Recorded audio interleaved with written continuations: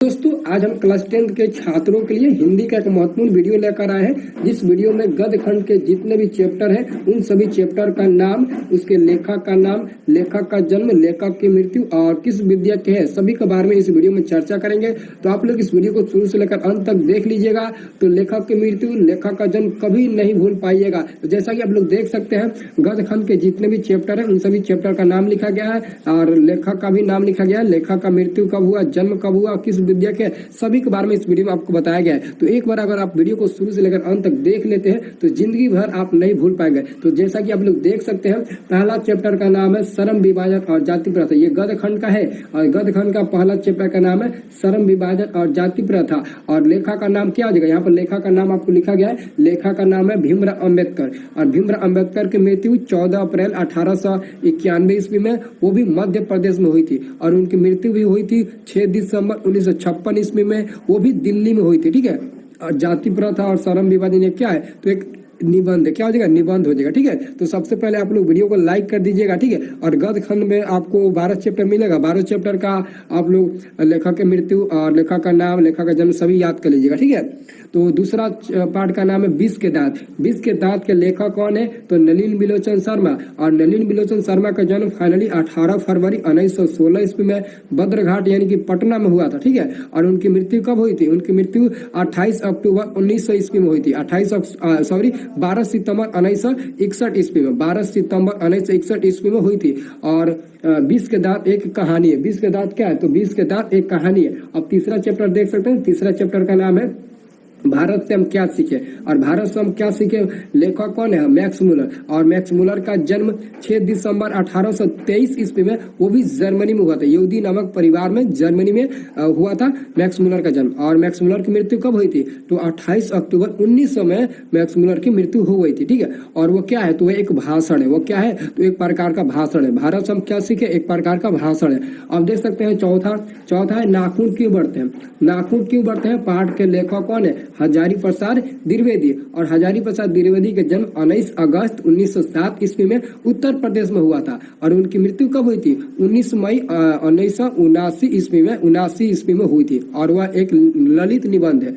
विष के नाखून क्यों बढ़ते हैं, निबंध है लेकिन ललित निबंध है। वहां पर देख सकते हैं ललित निबंध आपको एरो का चिन्ह देकर दिखाया गया है। ठीक है। अब देख सकते हैं पांचवा नंबर आपका जो पांचवा नंबर चैप्टर उसका नाम है नागरी लिपि। नागरी लिपि के लेखक कौन है, तो गुणाकर मूले। और गुणाकर मूले का जन्म 3 जनवरी 1935 ईस्वी को महाराष्ट्र में हुआ था। और उनकी मृत्यु भी हुई थी 16 अक्टूबर 2009 को। और वो एक निबंध है। क्या है, नागरी लिपि एक प्रकार का निबंध है। ठीक है। अब देख सकते हैं बहादुर, छठा नंबर पाठ है बहादुर। और बहादुर पाठ के लेखक है अमरकांत। और अमरकांत है, और अमरकांत का जन्म 1 जुलाई 1925 ईस्वी में उत्तर प्रदेश में हुआ था। ठीक है। और उनकी मृत्यु कब हुई, 17 फरवरी 2014 ईस्वी को, यानी कि सबसे अभी 7 साल पहले ही अमरकांत का मृत्यु हुई 17 फरवरी 2014 ईस्वी को। और बहादुर एक प्रकार का कहानी है। क्या है, एक प्रकार का कहानी है। ठीक है। मनोवैज्ञानिक शायद कहानी है। ठीक है। अब देख सकते हैं 7वां नंबर परंपरा का मूल्यांकन। परंपरा का मूल्यांकन के लेखक कौन है, तो रामविलास शर्मा है। और रामविलास शर्मा का जन्म 14 अक्टूबर 1912 ईस्वी में, 14 अक्टूबर 1912 ईस्वी में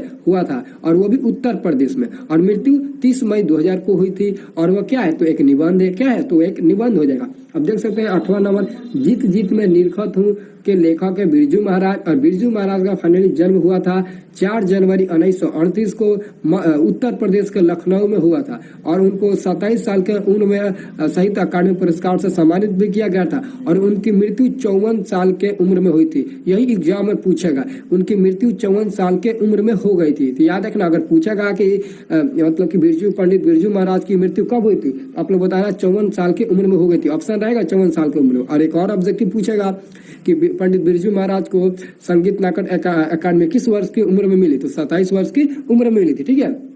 अब यहाँ वो क्या है, तो एक साक्षात्कार है। ठीक है। आंसर आपका क्या हो जाएगा, विद्या क्या हो जाएगा, साक्षात्कार हो जाएगा। अब देख सकते हैं हम 9 नंबर अभिनयो के लेखक हैं अशोक वाजपेयी। और इनका जन्म हुआ था 16 जनवरी 1941 ईस्वी में, वो भी मध्य प्रदेश में। और इनकी मृत्यु कंफर्म नहीं की गई है। ठीक है। और वो क्या है, यात्रा वृत्तांत है। याद रखिएगा, यात्रा वृत्तांत की विद्या है। ठीक है। अब देख सकते हैं मछली पाठ के लेखक विनोद कुमार शुक्ल। और विनोद कुमार शुक्ल का जन्म 1 जनवरी 1937 ईस्वी में छत्तीसगढ़ में हुआ था। ठीक है, छत्तीसगढ़ में हुआ था और इनकी भी जन्म हुआ था और इनकी मृत्यु कंफर्म नहीं किया गया है, मृत्यु कंफर्म नहीं किया गया है, लेकिन मछली एक कहानी है। मछली क्या, एक प्रकार का कहानी है। अब 11 नंबर देख सकते हैं, नौबत खाने में इबादत, नौबत खाने में इबादत। यहाँ पर देखिए, यहाँ पर क्या, यहाँ पर मैं छूट गया, मैं होगा। ठीक है, नौबत खाने में इबादत। ठीक है, इबादत। यतीन्द्र मिश्र इसके लेखक है, यतीन्द्र मिश्र इसके इस मतलब की पाठ के लेखक है और यतीन्द्र मिश्र का जन्म 12 अप्रैल 1977 ईस्वी में उत्तर प्रदेश के अयोध्या में हुआ था। उत्तर प्रदेश के अयोध्या में यतीन्द्र मिश्र का जन्म हुआ था 12 अप्रैल 1977 में और इनकी भी मृत्यु कंफर्म नहीं की गई है, लेकिन यह व्यक्ति चित्र या मतलब की विद्या है, क्या है, व्यक्ति चित्र हो जाएगा।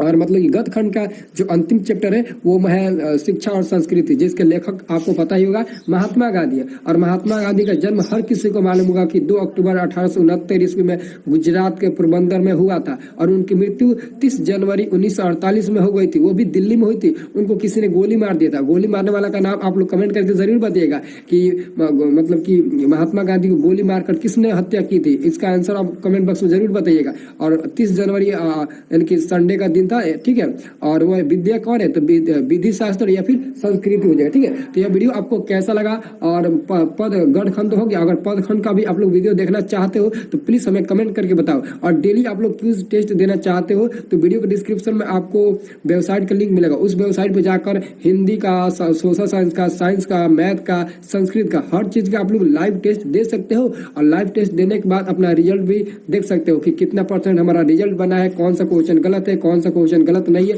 सभी शो कर दिया जाएगा। तो जाकर हमारे वेबसाइट की मदद से देखो और इस वीडियो को लाइक करो, कमेंट करो, अपने दोस्तों के पास शेयर करो। ठीक है, तो चलिए दोस्तों एक बार फिर से मिलते हैं अगले वाले वीडियो में, तब तक के लिए